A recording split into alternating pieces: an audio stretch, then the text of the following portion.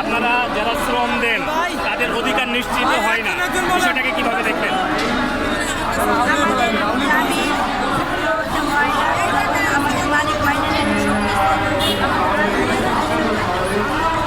দর্শক, আজকে 1 মে এই শ্রমিক দিবসে আমরা দেখতে পাচ্ছি 1 মে আন্তর্জাতিক শ্রমিক দিবস উপলক্ষে জাতীয় প্রেস ক্লাবের সামনে বিভিন্ন সংগঠন র্যালি, মানববন্ধন, সমাবেশ তারা করছে। আমরা দেখতে পাচ্ছি আর সকাল থেকে তারা শুরু করেছে জাতীয় প্রেস ক্লাব।